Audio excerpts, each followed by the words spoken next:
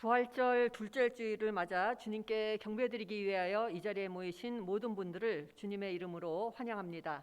다 함께 묵도하심으로써 오늘 예배 시작하겠습니다.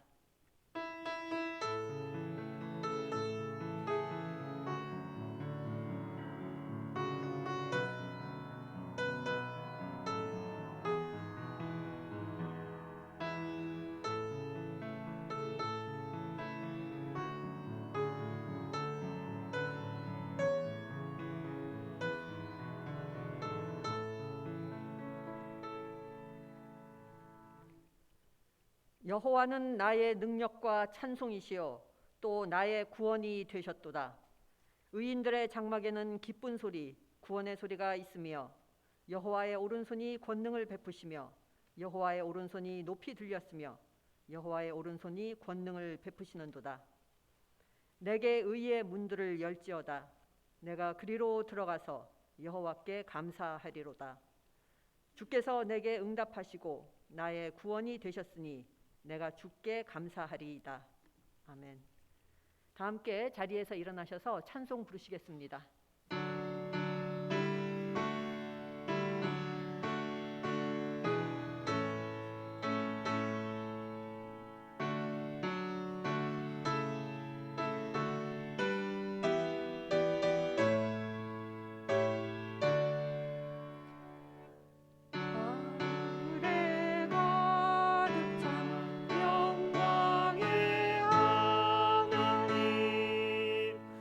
온 땅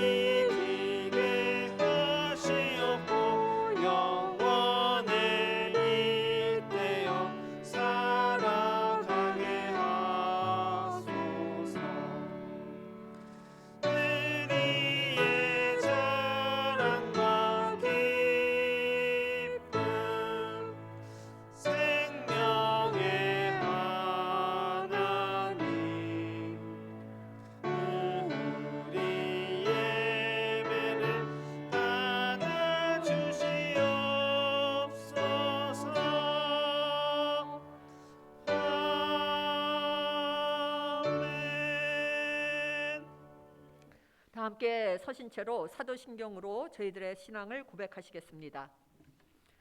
나는 전능하신 아버지 하나님 천지의 창조주를 믿습니다. 나는 그의 유일하신 아들 우리 주 예수 그리스도를 믿습니다.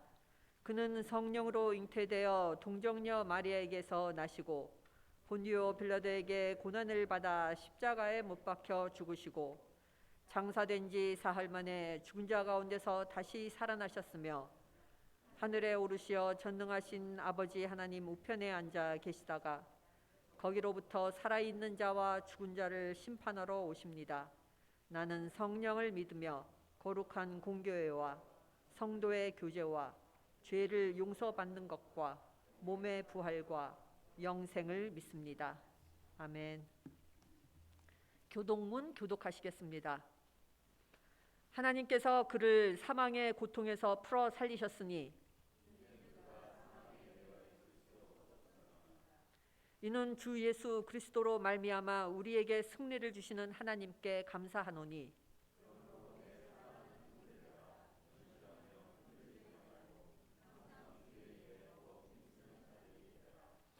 이 말을 할 때 예수께서 친히 그들 가운데 서서 이르시되 너희에게 평강이 있을지어다 하시니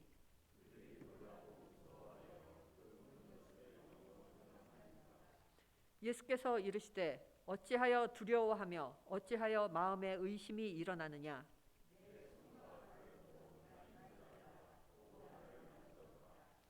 영은 살과 뼈가 없으되 너희 보는 바와 같이 나는 있으니라.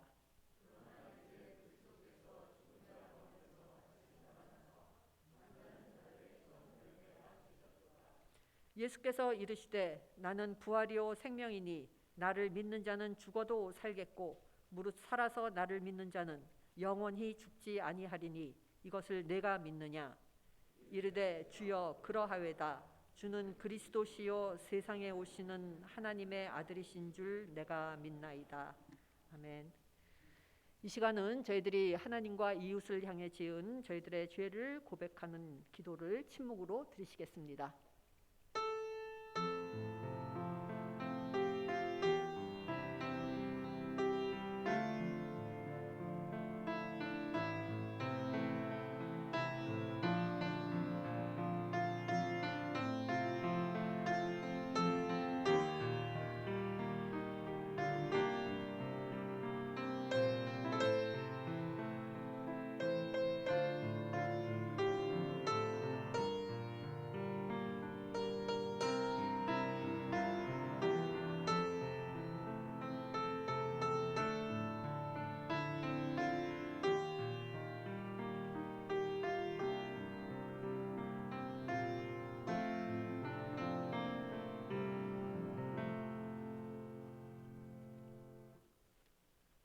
하나님께서는 진심으로 회개한 사람을 용서하십니다. 그것은 그 예수 그리스도 안에 있는 사람은 정죄당하지 않습니다. 그것은 예수 그리스도께서 우리를 죄와 죽음의 세력에서 해방시키셨기 때문입니다. 그러므로 나는 성부와 성자와 성령의 이름으로 지금 우리가 고백한 모든 죄가 용서받았음을 선언합니다. 아멘. 자리에 앉아주시기 바랍니다. 찬송 부르시겠습니다.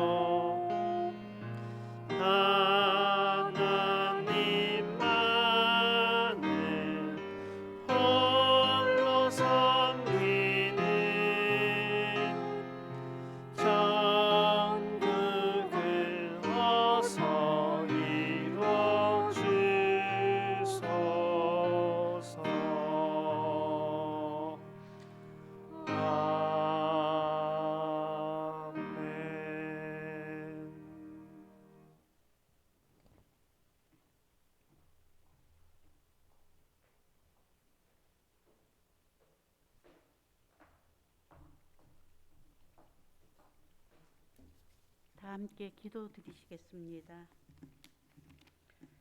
하나님 아버지, 오늘은 귀한 주일입니다. 우리들로 하여금 하나님께 예배드림으로 기뻐하게 하시고 찬양함으로 즐거워하는 주일을 허락하여 주셔서 참 감사합니다. 오늘 이 예배를 통하여 부활하신 예수님을 높여드립니다. 아무 죄 없으신 예수님을 십자가에 못 박혀 돌아가게 하시고 사흘 만에 부활하게 하셔서 제물로 드린 어린 양 예수의 보혈로 우리 죄를 씻어 주신 하나님의 크신 은혜에 감사를 드립니다. 지난 주일은 부활주일이었습니다. 예수님의 부활을 기뻐하며 드리는 예배 가운데 예수님을 십자가에 못 박게 한 죄가 내게 있음을 깨닫고 회개하게 하여 주시니 참 감사한 주일이었습니다.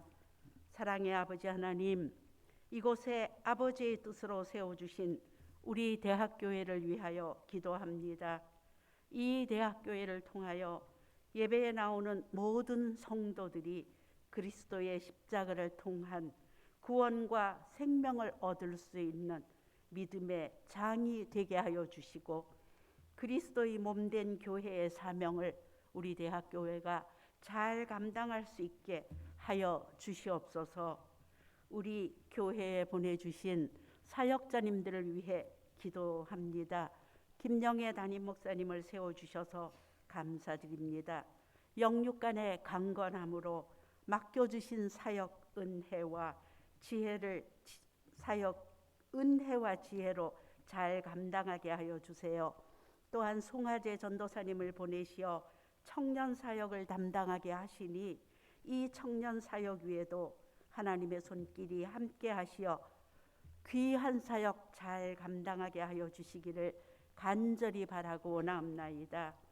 세계의 복음화를 위해 애쓰시는 선교사님들을 위해 기도합니다.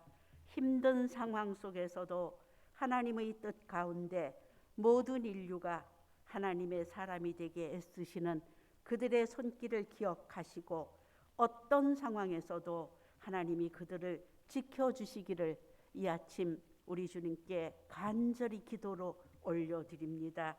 이제 코로나가 조금씩 잡혀가고 있습니다. 코로나 이 땅에서 완전히 사라지게 하시고 다시는 이런 전염병 때문에 고통받는 일이 없게 하여 주시며 코로나로 어려움을 겪은 이들을 주님께서 위로하여 주시기를 간절히 기도드리옵나이다.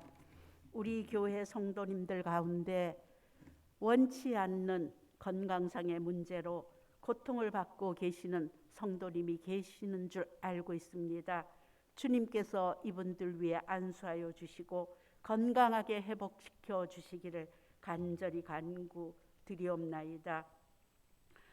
오늘 말씀을 전하시는 김동혁 미래캠퍼스 교목님께 하나님이 함께하여 주셔서 귀한 말씀 전하실 때 우리들의 심령이 깨어나게 하여 주시고 귀한 말씀 우리들이 잘 받게 하여 주시기를 간절히 간구드리옵나이다. 오늘도 우리와 함께하시는 귀한 예수 그리스도 이름 받들어 이 아침 간절히 기도드렸사옵나이다. 아멘.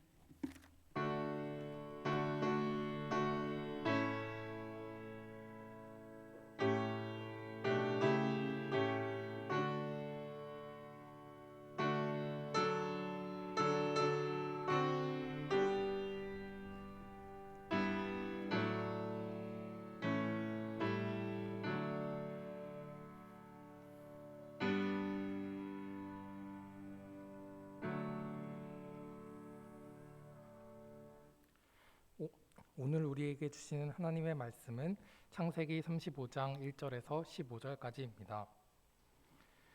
하나님이 야곱에게 이르시되 일어나 베델로 가서 거기 거주하며 내가 내 형에게서의 낯을 피하여 도망하던 때에 내게 나타났던 하나님께 거기서 제단을 쌓으라 하신지라. 야곱이 이에 자기 집안 사람들과 자기와 함께한 모든 자에게 이르되 너희 중에 있는 이방 신상들을 버리고 자신을 정결하게 하고 너희들의 의복을 바꾸어 입으라. 우리가 일어나 베델로 올라가자. 내 환난 날에 내게 응답하시며 내가 가는 길에서 나와 함께 하신 하나님께서 내가 거기서 제단을 쌓으려고 하노라 하매 그들이 자기 손에 있는 모든 이방 신산들과 자기 귀에 있는 귀고리들을 야곱에게 주는지라. 야곱이 그것들을 세겜 근처 상수리 나무 아래에 묻고 그들이 떠났으나 하나님이 그 사면 고울들로 크게 두려워하게 하셨으므로 야곱의 아들들을 추격하는 자가 없었더라. 야곱과 그와 함께한 모든 사람들이 가나안 땅 루스 곧 베델에 이르고 그가 거기서 제단을 쌓고 그곳을 엘 베델이라 불렀으니 이는 그의 형의 낯을 피할 때에 하나님이 거기서 그에게 나타나셨음이더라. 리브가의 유모 드보라가 죽음에 그를 베델 아래에 있는 상수리 나무 밑에 장사하고 그 나무 이름을 알롯 바그시라 불렀더라. 야곱이 바닷 아람에서 돌아오매 하나님이 다시 야곱에게 나타나사 그에게 복을 주시고 하나님이 그에게 이르시되 내 이름을 야곱이지만은 내 이름을 다시는 야곱이라 부르지 않겠고 이스라엘이 내 이름이 되리라 하시고 그가 그의 이름을 이스라엘이라 부르시고 하나님이 그에게 이르시되 나는 전능한 하나님이라 생육하며 번성하라 한 백성과 백성들의 총회가 내게서 나오고 왕들이 내 허리에서 나오리라. 내가 아브라함과 이삭에게 준 땅을 내게 주고 내가 내 후손에게도 그 땅을 주리라 하시고 하나님이 그와 말씀하시던 곳에서 그를 떠나 올라가시는지라. 야곱이 하나님이 자기와 말씀하시던 곳에 기둥 곧 돌 기둥을 세우고 그 위에 전제물을 붓고 또 그 위에 기름을 붓고 하나님이 자기와 말씀하시던 곳의 이름을 베델이라 불렀더라. 아멘. 이것은 하나님의 말씀입니다.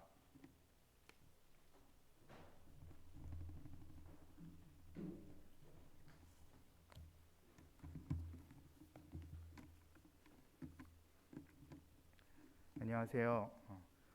부활하신 그리스도의 몸 된 이 연세대학교 원주의과대학교의 강단에 서게 하신 하나님께 먼저 영광 돌립니다. 그리고 초청해 주신 김영희 목사님, 교우 여러분께도 감사드립니다. 저는 2020년 9월부터 매직 캠퍼스에서 사역을 시작한 교목 김동혁입니다. 오늘 읽으신 말씀을 통해서 제가 야곱 이야기도 좀 하고 은혜 함께 나누기를 소망합니다. 창세기에는 위대한 믿음의 조상 네 사람이 등장합니다. 아브라함, 이삭, 야곱, 요셉입니다. 이 중 가장 재미있는 사람은 누가 뭐래도 야곱입니다. 야곱은 뱃속에서부터 쌍둥이 형하고 싸웠습니다. 자기가 맏아들이 되겠다고요. 태어날 때 먼저 나가는 형의 발목을 잡았습니다. 나중에 커서 형이 배고파서 죽을 것 같을 때 그 틈을 타서 장자의 권리를 빼앗았습니다. 늙어서 눈이 어두운 아버지한테 자기가 형이라고 맏아들이라고 속여서 장자의 축복도 빼앗았습니다. 참 달라도 너무 다릅니다. 다른 믿음의 조상들인 아브라함이나 이삭 그리고 나중에 나오는 요셉과는 달라도 한참 다릅니다. 우리가 창세기를 통해서 보는 야곱의 모습은 결코 위대한 믿음의 조상이 아닙니다. 욕심 많고 시기심 많고 또 거짓말하고 사기치는 그런 사람입니다. 그런데요, 그랬던 야곱이 변합니다. 훗날 당대의 큰 나라의 왕이던 이집트의 파라오를 축복하는 현자의 모습을 보여줍니다. 나중에 손주들도 축복하는데 그 모습이 권위가 있습니다. 후손들의 미래를 예언하기도 합니다. 그리고 하나님의 백성 이스라엘의 조상이 됩니다. 진정한 믿음의 조상이 된 것입니다.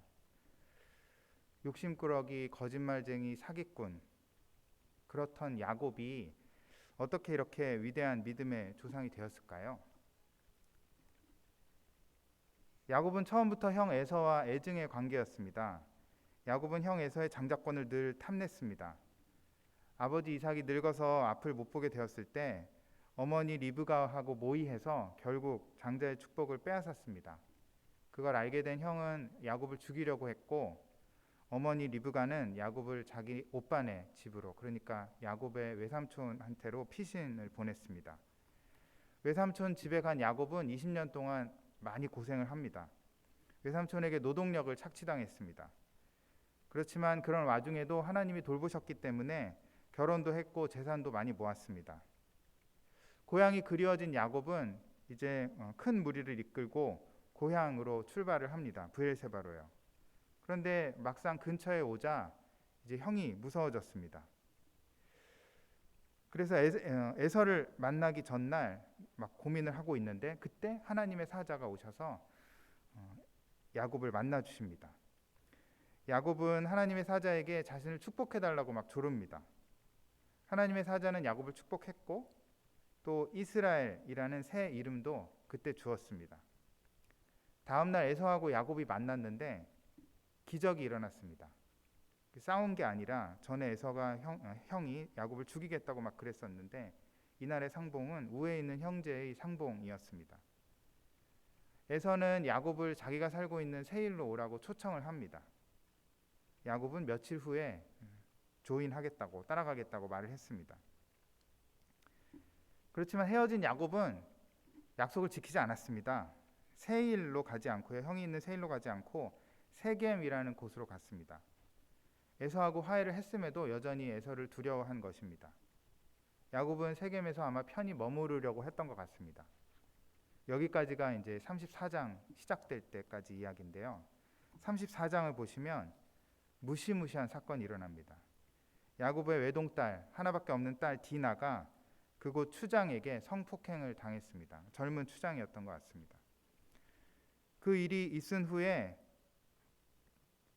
추장의 아버지, 그러니까 성폭행범의 아버지는 디나를 며느리로 데려가기를 원했습니다. 아주 뻔뻔하게도요. 그렇지만 야곱의 아들들은 이를 용납할 수가 없었습니다. 야곱의 아들들은 술책을 씁니다. 이렇게 말을 합니다. 그 성폭행범의 아버지, 추장의 아버지한테 할례를 받지 않은 남자한테 우리 누이를 줄 수 없습니다. 그렇게 하는 것은 우리에게 부끄러운 일입니다. 할례를 받아야 통혼을 하겠다는 이야기를 들은 다음에 추장과 추장의 아버지는 고을의 모든 남자에게 할례를 받으라고 명령을 했습니다. 그리고 3일째 되는 날 할례 고통이 가장 클 때 디나의 친오빠들인 시므온과 레위가 아마도 군대를 끌고 가서 성내의 모든 남자를 학살했습니다. 그런데 이 일은 야곱 집 전체를 공포에 몰아넣습니다. 야곱 쪽은 대가족이긴 했지만 한 가족일 뿐이고 세겜 주민들이 속한 그룹은 세겜 사람들은 다 죽였다 하더라도 그 그룹 자체는 인구가 많았기 때문에 전쟁이 일어나면 도저히 이길 수가 없는 것입니다. 그래서 그 이야기 맨 끝에 34장 끝에 우리가 이제 읽은 본문 바로 직전에 이런 말을 합니다. 야곱이. 제가 읽겠습니다. 야곱이 시므온과 레위에게 이르되 너희가 내게 화를 끼쳐 나로 하여금 이 땅의 주민 곧 가나안 족속과 브리스 족속에게 악취를 내게 하였도다. 그러니까 내가 냄새를 풍기게 했다는 거죠. 나는 수가 적은즉 그들이 모여 나를 치고 나를 죽이리니 그러면 나와 내 집이 멸망하리라. 야곱은 곤고합니다. 고난이 끊이지가 않습니다. 형의 살해 위협을 피해서 외삼촌 집으로 도망했고 또 외삼촌의 착취 때문에 고향으로 돌아왔지만 이번에는 형이 살기 등등해서 400명을 거느리고 야곱을 맞이하려고 했었습니다. 물론 하나님의 도우심으로 형과 겨우 화해를 했고 그렇지만 또 형의 초대를 거부하고 이번에 세겜 가서 좀 편하게 지내려고 했더니 험한 일이 벌어진 것입니다. 그리고 이제는 사면 족속들로부터 피해 복수를 맞이할 수밖에 없게 되었습니다. 바로 이런 때 오늘 우리가 읽은 본문 35장에서 하나님이 야곱을 부르신 것입니다. 하나님 이렇게 말씀하셨습니다. 일어나 베델로 올라가서 거기 거주하며 네게 나타났던 하나님께 거기서 제단을 쌓으라. 이 명령에 순종해서 야곱은 집안의 모든 무상을 다 버렸고 안전하게 세겜을 빠져나갑니다. 그리고 베델에서 리브가의 유모 드보라를 장사했다는 짤막한 말을 우리가 읽었고요. 야곱은 다시 하나님께 복을 받고 다시 이스라엘이라는 이름을 받게 됩니다. 어떻게 이런 일이 일어날 수가 있었을까? 오늘 본문에는 야곱의 일생에서 중요한 이름 두 개가 나옵니다. 큰 의미를 지니는 이름 둘입니다. 베델과 이스라엘입니다. 베델은 지명이고 이스라엘은 야곱이 새로 받은 두 번째 이름입니다. 지금까지 야곱의 삶에서 베델과 이스라엘 이 두 이름에는 공통점이 있습니다. 야곱이 하나님을 만난 체험과 관련되는 이름들입니다. 오늘 본문 전까지 야곱은 하나님을 결정적으로 2번 만났습니다. 한 번은 베델과 관련되고 한 번은 이스라엘과 관련이 됩니다. 베델은 야곱이 하나님을 처음으로 만난 장소입니다. 창세기 28장을 보시면 고향인 브엘세바에서 아버지와 형을 속인 다음에 야곱이 도망을 가는데요. 외삼촌 집으로 피신을 하는데 노숙을 하게 됩니다. 바로 베델에서였습니다. 이때 야곱이 꿈속에서 하나님을 만났습니다. 당시 야곱의 모습은 비참했습니다. 목숨을 부지하기 위해서 친형을 피해서 외갓집으로 생면부지 외갓집으로 피신하고 있었습니다. 근데 바로 이때 베델에서 야곱이 큰 깨달음을 얻습니다. 하나님을 만난 것이죠. 그때까지 야곱은 하나님이 브엘세바에만 계신 줄 알았습니다. 지금 우리가 생각하면 잘 이해가 안 되지만 그 당시 사람들은 우리보다는 성경도 없고 그랬기 때문에 모르는 것이 많았을 것입니다. 브엘세바, 그러니까 하나님이 부모님의 하나님이었던 거죠. 부모님을 통해서만 하나님을 알았던 거죠. 그런데 꿈을 통해서 하나님을 만난 야곱은 하나님이 여기도 계시구나. 그래서 그 땅 이름이 베델이 된 것입니다. 하나님의 집이라는 뜻으로요. 거기서 하나님은 야곱에게 땅의 축복, 자손의 축복, 그리고 인도하심의 축복을 주셨습니다. 무조건적으로요. 그리고 하나님의 무조건적인 약속을 받은 야곱은 이렇게 서원합니다. 하나님, 제가 안전하게 저희 아버지 집으로 돌아가게 해주시면요, 주님이 저의 하나님이 되실 것입니다. 그리고 제가 기둥으로 세운 이 돌이 하나님의 집이 될 것입니다. 베델이죠. 그리고 하나님이 저에게 주신 모든 것에서 열의 하나를 하나님께 드리겠습니다. 주님이 저의 하나님이 되실 것입니다. 라고 야곱이 약속을 했습니다. 야곱은 하나님을 자신의 하나님으로 깨달은 것입니다. 지금까지는 아버지 하나님, 어머니의 하나님일 뿐이었는데 이제는 나의 하나님이 되신다는 거죠. 브엘세바에서 형과 아버지를 속이고서 힘들었을 때 베델에서 하나님을 만난 야곱이 이후에 변화되었을까요? 이 사건이 28장에 나오는데 29장 이후에 야곱은 완전히 다를까요? 하나님을 만나고서 변화되지 않는 사람은 없습니다. 그런데요, 잘 보시면 야곱의 생을 쭉 보시면 이 변화는 불완전했습니다. 외삼촌 집에서 20년을 보내는 동안 야곱의 모습은 옛 모습이 거의 그대로였습니다. 물론 외삼촌도 못되게 굴었지만 야곱도 고향의 모습을 그대로 재현했습니다. 여전히 욕심꾸러기, 거짓말쟁이, 사기꾼이었습니다. 옛 성품이 그대로였습니다. 외삼촌 집에서 자기 재산을 늘리려고 무진 애를 썼고, 또 고향으로 돌아갈 때도요, 그러니까 외삼촌의 딸들과 결혼했음에도 불구하고 인사도 없이 몰래 도망갔습니다. 에서를 만나기 직전에는 아시는 분들은 아시지만 자기 무리를 2대로 나눈 다음에 만약에 첫 번째 무리가 공격을 받으면 도망갈 궁리까지 했습니다. 베델에서 하나님과 인격적으로 만났지만 여전히 형의 뒤꿈치를 붙잡은 야곱이었습니다. 베델에서 하나님을 체험했지만 여전합니다. 두 번째, 이스라엘입니다. 이스라엘이라는 단어는 야곱의 삶에서 어떤 의미를 가지고 있을까요? 에서를 만나기 전날 다시 한번 야곱은 두 번째로 하나님을 극적으로 만났습니다. 에서가 장정 400명을 데리고 온다는 소식을 들었을 때 야곱은 두려워 떨었을 것입니다. 옛날에 장정 400명이 뭐하러 모여서 오고 있었겠습니까? 공격을 하기 위해서였을 것입니다. 20년 전 복수심에 불타 자신을 죽이려 했던 형의 모습이 아른거렸을 것입니다. 그런데 바로 이때 놀랍게도 하나님이 사자를 보내셨습니다. 성경을 보시면 하나님의 사자인지 아니면 하나님이 직접 오신 건지 정확하지 않습니다. 32장 이야기인데요. 야곱은 하나님의 사자에게 혹은 하나님께 자기를 축복해달라고 조릅니다. 밤새도록 하나님 혹은 하나님의 사자와 레슬링을 한 다음에 야곱은 새 이름을 받습니다. 그게 이스라엘입니다. 보통 우리는 이렇게 생각합니다. 야곱이 새 이름을 받았구나. 야곱이 이 씨름, 그러니까 씨름으로 표현되는 기도를 했고 그 기도를 통해서 새 사람이 되었구나. 보통 이름을 새로 받는다는 것은 특히 성경에서 새로운 인격으로 거듭난다는 상징입니다. 그렇지만 정말 그랬을까요? 야곱의 옛 모습이 싹 없어졌을까요? 저는 약간 이게 로또 같습니다. 로또를 받은 것처럼 하나님을 만나면 내 인생이 싹 변할까? 근데 로또는 잘 안 맞거든요. 야곱도 마찬가지였습니다. 야곱의 옛 모습은 아직 남아 있었습니다. 에서 화해한 후에 야곱은 형에게 세일로 간다고 말해놓고서는 세겜으로 도망갔습니다. 게다가 야곱 잘못은 아니지만 딸 디나가 험한 일을 당하기까지 했습니다. 그 때문에 디나의 친오빠들이었던 시므온과 레위가 학살을 자행하는데요. 야곱이 그 아들들을 나무라는데 아까 제가 읽어드렸지만 그 나무라는 내용이 좀 이상합니다. 다시 한번 제가 이제 세 번역으로 읽어드리겠습니다. 아들들을 나무라는 말인데요. 너희는 나를 오히려 더 어렵게 만들었다. 이제 가나안 사람이나 브리스 사람이나 이 땅에 사는 모든 사람이 나를 사귀지도 못할 추한 인간이라고 여길 게 아니냐. 우리는 수가 적은데 그들이 합세해서 나를 치고 나를 죽이면 나와 나의 집안이 다 몰살 당할 수밖에 없지 않느냐. 아들들이 이렇게 나무랬습니다. 아들들이 마을의 모든 남자를 죽여버렸는데 야곱은 그 무시무시한 잘못을 나무라지 않았습니다.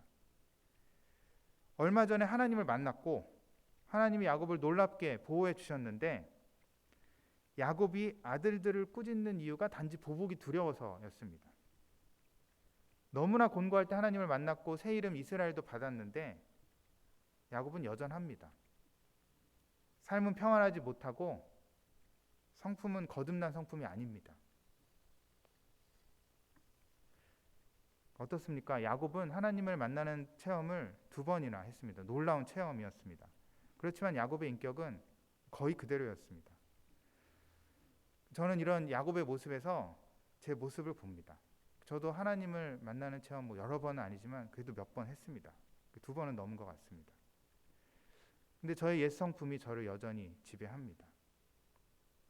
베델에서 그리고 형을 만나기 전날 하나님을 체험했지만 어느새 베델 이전으로 돌아가 버린 야곱처럼 저도 옛사람이 끊임없이 저를 지배합니다. 어떨 때는 하나님 체험하기 이전보다도 더 영악하고 더 악한 제 모습을 보기도 합니다. 여러분은 어떠십니까? 이 모습이 저만의 모습은 아닐 거라고 생각합니다. 심지어 가장 위대한 그리스도인이라고 불리는 바울도 그런 고민을 토로했으니까요. 그런데요, 이렇게 고민하는 사람들을 향해서 하나님이 오늘 말씀을 통해서 위로를 주십니다. 베델과 이스라엘 사건 이후 오늘 35장 함께 읽으신 이야기는 야곱의 생애에서 어떤 의미를 지니고 있을까요? 1절 보시면 야곱이 정말 힘들 때, 그러니까 사방에 위협이 있을 때, 아들들이 큰 학살을 저질렀을 때 다시 한번 하나님이 야곱을 부르십니다. 일어나라, 베델로 가라, 거기서 살아라, 거기서 나를 위해 단을 쌓아라. 너한테 나타났던 하나님께 단을 쌓아라. 창세기를 보시면 신기한 사실이 있습니다. 창세기에 이제 믿음의 조상들이 나온다고 말씀을 드렸는데 이 조상들이 하나님께 여러 번 단을 쌓고 예배를 드렸습니다. 우리식으로 하면 이제 예배죠. 아브라함도 단을 쌓았고 이삭도 단을 쌓았습니다. 그런데요, 하나님이 먼저 단을 쌓아라라고 명령하신 것은 딱 이번뿐입니다. 아브라함한테도, 그 위대한 아브라함한테도, 그리고 그 순한 착한 이삭에게도 단을 쌓으라고 먼저 말씀하신 적이 없었습니다. 다 먼저 인간이 스스로 단을 쌓았습니다.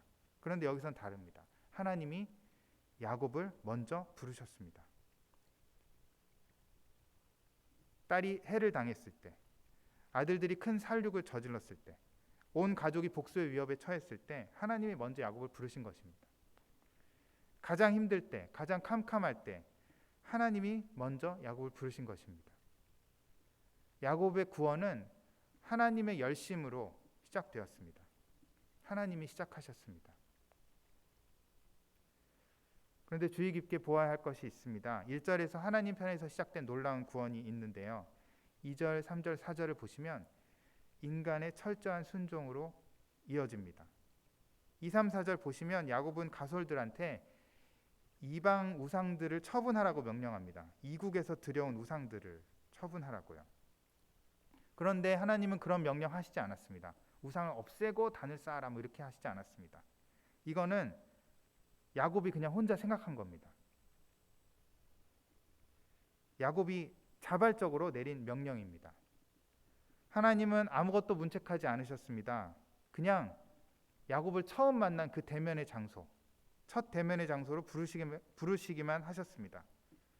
그 음성을 들었을 때 어쩌면 야곱은 깨달았을 것입니다. 젊은 날 자신이 베델에서 했던 약속, 주님이 저의 하나님이 되실 것입니다. 즉 여호와 하나님만, 당신만 섬기겠습니다. 그 약속을 기억했을 것입니다. 그리고 그 약속을 그동안은 못 지켰겠죠. 그래서 야곱이 명령을 내렸고 이 명령을 들은 가솔들도 4절을 보시면 기꺼이 순종합니다. 4절에는 신상을 야곱한테 바쳤을 뿐 아니라 야곱 이제 압수당한 거죠. 귀걸이까지도 바쳤다고 하는데요. 이것은 좀 어렵긴 하지만 아마도 우상을 다시 만들 재료까지도 포기했다는 뜻인 것 같습니다. 야곱한테 우상이 있었습니다. 어찌된 일일까요? 당시는 우상을 섬기는 것이 상식인 사회였습니다. 신을 섬기는데 신상이 없다? 이건 어불성설이었습니다.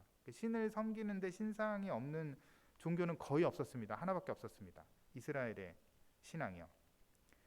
야곱은 20년 넘게 부모를 떠나서 하란에 있으면서 그곳 풍습과 문화와 종교를 배웠을 것입니다. 그리고 그곳 풍습과 문화와 종교에는 당연히 신상이 있었을 것입니다. 우상 숭배도 있었을 것입니다. 야곱 자신이 우상을 구입하고 섬겼는지는 알 수 없지만 야곱의 가솔들한테는 분명히 우상이 있었습니다. 우리는 우상에 대해서 좀 생각을 해봐야 됩니다. 우상은 참 편리한 것입니다. 우상은 내가 원하는 대로 주문 제작할 수 있습니다. 요즘만 그렇게 할 수 있는 게 아니라 옛날에도 그랬습니다. 그 우상 만드는 기술자들이 있었죠. 예술가들이. 요즘에는 이제 예술가라고 얘기를 하겠지만 조각가, 소조하는 사람들. 풍요를 원하면 풍요로운 모습으로 우상을 주문 제작하면 됩니다. 다산을 원하면 다산을 연상시키는 모습으로 우상을 주문 제작할 수 있습니다. 재물을 많이 모으고 싶으면 예를 들어서 돈을 많이 들여서 재료를 비싼 걸로 쓰면 됩니다.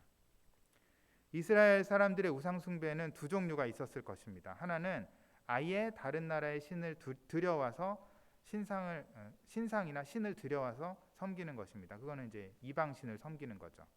두 번째는요, 하나님을 상을 만들어 섬기는 것이었습니다. 이런 우상 숭배도 있었습니다.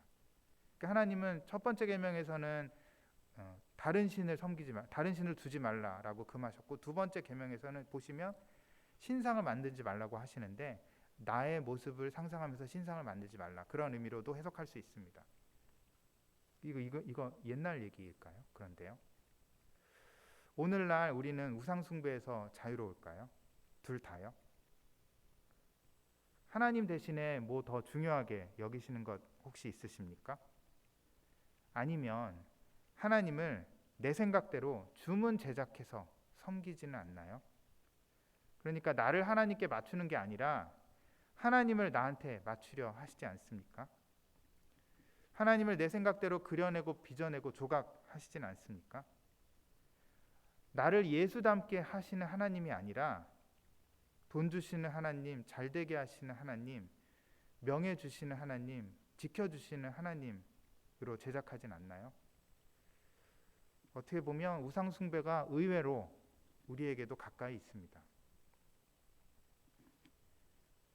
하나님이 먼저 시작하신 구원 사역, 하나님의 부르심에 야곱과 그의 가족은 우상을 버리는 것으로 순종했습니다. 하나님이 야곱을 부르셨고 야곱은 그런 하나님의 마음을 헤아렸습니다. 또 야곱의 가솔들 역시 야곱의 마음을 잘 알아주었습니다. 그 결과 일어난 일이 5절에 나옵니다. 5절을 제가 읽겠습니다. 그들이 떠났으나 하나님이 그 사면 고울들로 크게 두려워하게 하셨으므로 야곱의 아들들을 추격하는 자가 없었더라. 결과는 놀라운 구원이었습니다. 야곱의 가족이 큰 죄를 저질렀지만 하나님의 놀라운 은혜가 여전히 그들 위에 함께 한 것입니다. 원래 제가 그 원고에 없던 이야기인데요. 오늘 아침에 집어넣은 이야기를 하나 해야 될 것 같습니다. 약간 각주 같은 이야기인데요. 어쩌면 이런 생각 하시는 분들 당연히 계실 것입니다. 큰 만행을 저지른 야곱의 아들들은, 성폭행한 추장은 그렇다 치더라도 죄 없이 학살당한 세겜 주민들은, 그 사람들의 한은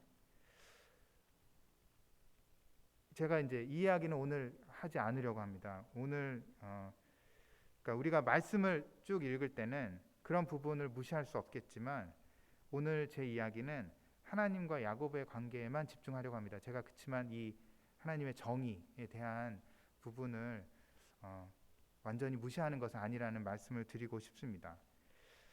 딱 한마디만 말씀드리면 학살을 주도한 시므온과 레위는요, 나중에 결국 저주를 받습니다. 놀라운 구원, 5절에서 놀라운 구원이 있은 다음에 장례 이야기가 나오는데요, 그 또한 상징적입니다. 8절을 제가 읽겠습니다. 리브가의 유모 드보라가 죽음에 그를 베델 아래에 있는 상수리 나무 밑에 장사하고 그 나무 이름을 알론 바굿이라 불렀더라. 알론 바굿은 통곡의 상수리 나무 이런 뜻입니다. 여기서 리브가의 유모가 죽었다고 나오는데요, 리브가는 야곱의 어머니지요. 이것은 야곱이 과거와 작별했다는 것을 상징합니다. 리브가는 야곱을 도와서, 아들 야곱을 도와서 남편하고 야곱의 형을 속이게 만든 사람입니다. 이제 야곱은 상징적으로 어머니와 함께 그 옛날 일, 형과 아버지를 속인 일과 작별한 것입니다. 옛사람 야곱과 이별하는 것입니다. 외삼촌 집에서의 술수와도 이별하는 것입니다. 그 다음 10절에서 12절을 제가 읽겠습니다. 하나님이 그에게 이르시되 네 이름이 야곱이지만은 네 이름을 다시는 야곱이라 부르지 않겠고 이스라엘이 네 이름이 되리라 하시고 그가 그의 이름을 이스라엘이라 부르시고 하나님이 그에게 이르시되 나는 전능한 하나님이라 생육하며 번성하라. 한 백성과 백성들의 총회가 네게서 나오고 왕들이 네 허리에서 나오리라. 내가 아브라함과 이삭에게 준 땅을 네게 주고 내가 네 후손에게도 그 땅을 주리라 하시고 야곱은 다시 한번 이스라엘이라고 불립니다. 그리고 또 한번 놀라운 약속을 받습니다. 사실 이전에는 야곱이 이스라엘이라는 새 이름을 받긴 했지만 32장에서 받았지만 오늘 35장까지 단 한 번도 야곱이 이스라엘이라고 불린 적이 없습니다. 오늘 이야기 이후에야 비로소 야곱이 이스라엘이라는 이름으로 불립니다. 이제야 진짜로 새 사람이 된 것입니다. 많은 시련과 실패를 거친 후에 하나님의 열심에 의해서 야곱은 비로소 믿음의 조상, 진정한 아브라함의 후예가 된 것입니다. 야곱이 한 게 아닙니다. 하나님이 하신 것입니다. 하나님이 부르셨고 야곱은 그냥 순종만 했습니다. 우리도 마찬가지입니다. 하나님이 인간의 몸을 입으셨고 우리를 위해 죽으셨습니다. 하나님이 먼저 우리에게 손을 내미셨습니다. 우리가 할 일은 그런 하나님의 부르심에 순종하기만 하면 됩니다. 네 라고 대답하면 됩니다. 우상을 버리고 그냥 하나님만 바라보면 됩니다. 내가 만들어낸 하나님이 아니라 나를 만들어내실 하나님을 바라보면 됩니다. 혹시 야곱이 처한 것과 같은 그것과 비견할 만한 어려움 가운데 있으신 분이 계실 수 있을 것입니다. 하나님을 바라보시기 바랍니다. 혹시 나는 왜 내 옛날이랑 똑같은가? 나는 왜 여전한가? 생각하시면서 곤고하신 분들이 계실 것입니다. 야곱을 부르셨던 하나님을 바라보시기 바랍니다. 그리고 하나님의 부르심에 그냥 네 라고 순종하시기 바랍니다. 야곱을 부르신 하나님이 오늘 우리도 부르시고 계십니다. 잠깐 기도하겠습니다. 살아계신 하나님, 하나님의 말씀 감히 전했습니다.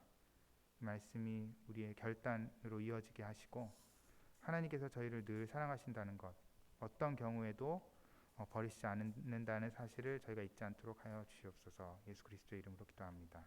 아멘.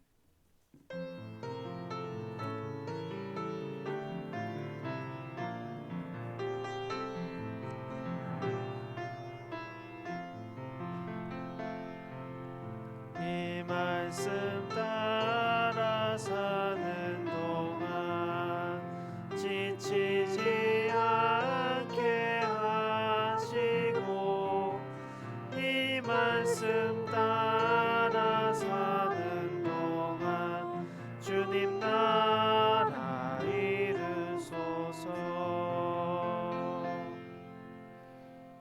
봉헌 및 찬송 하시겠습니다.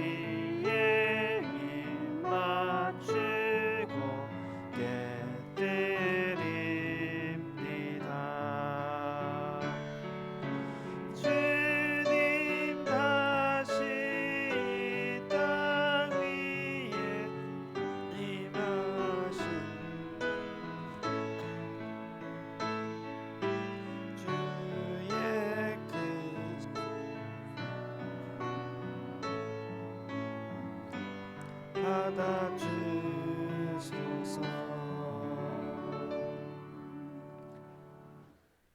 사랑과 은혜가 풍성하신 주님, 오늘 예배를 통하여 저희들이 주님을 찬양하고 경배하게 하여 주시니 감사드립니다.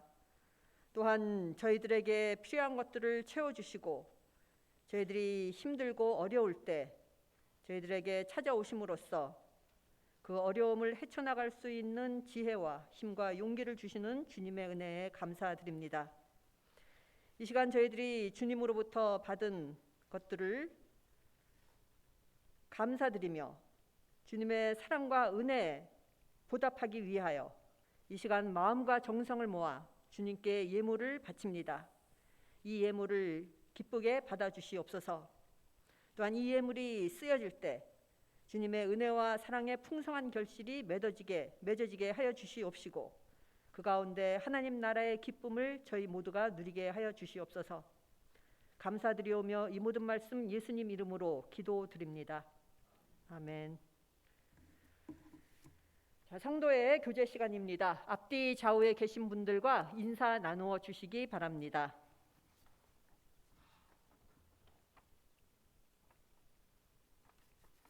자, 알려드리는 말씀 몇 가지 전해드리겠습니다. 먼저 오늘 귀한 말씀으로 함께 해주신 김동영 목사님께 감사드립니다. 김동영 목사님은 미래 캠퍼스의 교목으로 섬겨주고 계십니다. 오늘 오랜만에 서미혜 선교사님이 나오셨습니다. 그 서미혜 선교사님이 2달 전 2월 말에 사고로 손목뼈가 부러져가지고 그동안 꼼짝을 못하시고 집에만 계시다가 드디어 지난 금요일에 마지막 통원 치료를 받으시고 그때는 이 까맣게 맨 걸 뭐라 그러죠? 그 보호대도 풀 수 있고 그다음에 운전도 하실 정도로 지난 금요일에 많이 나신 것 같습니다. 오늘 뵀더니 오늘은 그때보다 더 낫다고 그렇게 말씀해 주시네요. 그래서 잠깐 오늘 저에게 말씀을 전해주신 김동혁 목사님과 서미애 선교사님을 축복하는 찬양을 불렀으면 합니다. 선교사님과 김동영 목사님 잠깐 일어나 주시기 바랍니다.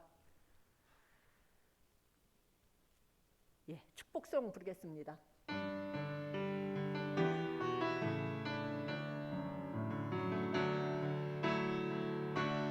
당신은 하나님의 언약 안에 있는 축복의 통로 당신을 통하여서 열방이 주께 돌아오게 되리. 네, 축복합니다. 예, 자리에 앉아주시기 바랍니다. 오늘은 부활절 둘째 주일입니다. 교회력에 의하면은 지난 주일 부활주일을 포함해서 7주간 동안을 부활절기로 지키고 있습니다. 올해 부활절기는 5월 마지막 주까지 이어집니다. 이 부활절기 동안 죽음을 이기고 영원한 생명을 약속하신 주님의 은총과 사랑을 기억하고 묵상하는 절기가 되기를 바랍니다. 다음 주일은 어린이 주일 예배로 드려질 예정입니다. 네, 주일학교 유아 유치부를 섬길 교사와 찬양팀으로 헌신할 학생들을 모집 중에 있습니다. 주일학교 교사 그리고 찬양팀에 관심 있는 학생들 아니면은 교우분들께서는 송화재 전도사님께 연락 주시면 되겠습니다. 전화번호가 주보에 나와 있으니 참고해 주시기 바랍니다. 예, 기도 제목 몇 가지 나누도록 하겠습니다. 교우분들 중 건강 회복을 위해 지금 치료 중인 분들이 계십니다. 이분들을 위해서 기도해 주시기 바라고요. 또한 코로나의 빠른 종식을 위해서 이 코로나 상황 속에서도 사역 중이신 선교사님들을 위해서도 기도해 주시면 감사하겠고요. 또 지금 중간 시험 기간입니다.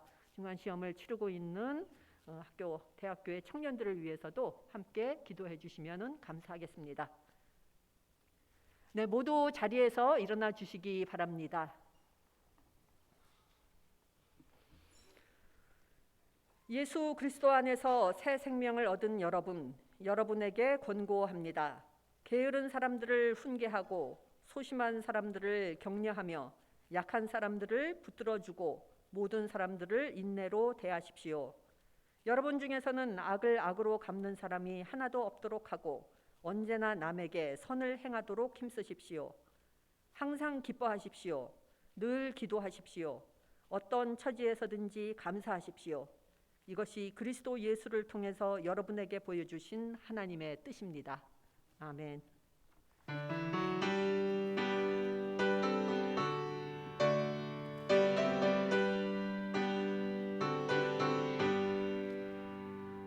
대산을 넘어 한국에 가도 빛 가운데로 걸어가면 주께서 항상 지키시기로 약속한 말씀 변치 않네.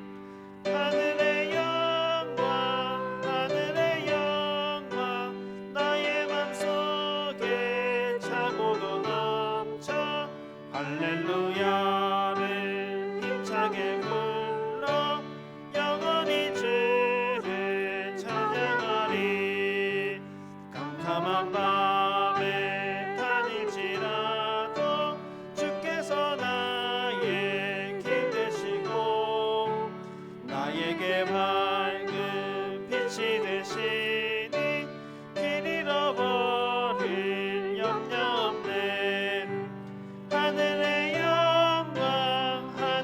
영광 나의 맘속에 차고도 넘쳐 할렐루야를 힘차게 불러 영원히 주를 찬양하리. 광명한 금인 마음의 바다 찬란한 정부 바라보고 할렐루야를 힘차게 불러 날마다 빛에 걸어가리. 하늘의 영광 나의 맘속에 차고도 넘쳐 할렐루야를 힘차게 불러 영원히 주를 찬양하리.